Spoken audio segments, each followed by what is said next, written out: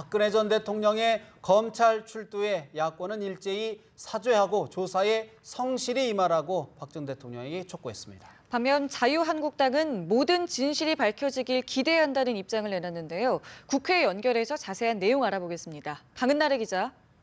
네, 자유한국당을 제외한 정치권은 박근혜 전 대통령의 검찰 소환과 관련해 박 전 대통령이 수사에 성실히 임해야 한다고 촉구했습니다. 더불어민주당 우상호 원내대표는 국민께 사죄하고 진실을 밝히겠다는 약속을 해야 한다고 강조했습니다. 국민의당 주승용 원내대표는 탄핵당했다는 사실 자체가 이미 유죄를 선고받은 것이라고 말했습니다. 바른정당의 주호영 원내대표도 국민의 약속한 대로 성실히 조사받고 알고 있는 모든 것을 밝히라고 촉구했습니다. 그러나 구여당인 자유한국당 정우택 원내대표는 박 전 대통령의 오늘 출석으로 모든 진실이 밝혀지기를 기대한다는 입장만 내놨습니다. 한편 청와대는 침통한 분위기에 휩싸인 모습입니다. 청와대는 아침 일찍 한광옥 비서실장 주재로 수석 비서관 회의를 가졌는데요. 일부 관계자들은 착잡하고 침통하다는 심경을 주변에 전했습니다.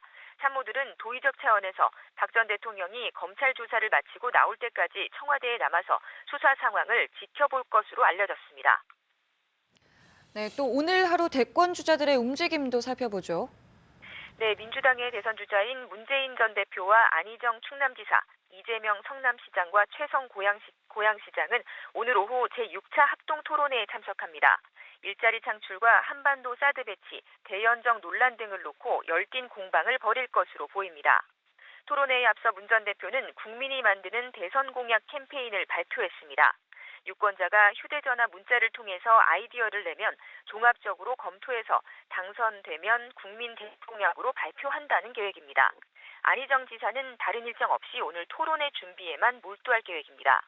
광주로 출퇴근하며 민심 확보에 총력을 기울이고 있는 이재명 성남시장은 광주 학생운동 독립기념관을 찾았습니다. 국민의당 주자들은 첫 순회 경선지가 될 호남에서 격돌하는데요. 안철수 전 대표는 전북에서 대한노인회 행사에 참석해 노인정책 공약을 발표하고 지역 의원들과 당원들을 두루 만납니다. 손학규 전 대표는 전북도의회에서 기자간담회를 가졌습니다. 반면 박주선 국회 부의장은 불교계 인사들을 만나는 등 오늘 하루 수도권에서 민심 잡기에 발품을 팔 예정입니다. 본경선에 진출한 자유한국당의 대선 주자 4명은 오늘 각 지역을 방문하며 본격적인 경선 레이스를 시작한 모습입니다. 홍준표 경남지사는 전북 부안의 새만금 현장을 찾을 예정입니다. 김진태 의원은 지역구인 춘천의 강원도청을 찾아서 평창 동계올림픽 진행 상황을 점검하고 김관영 전북지사는 지역 언론과 인터뷰하며 정견을 밝힙니다.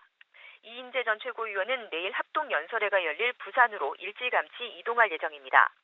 바른정당의 유승민 의원과 남경필 경기지사는 부산을 찾아서 영남권 대선 주자 정책 토론회에 나섭니다.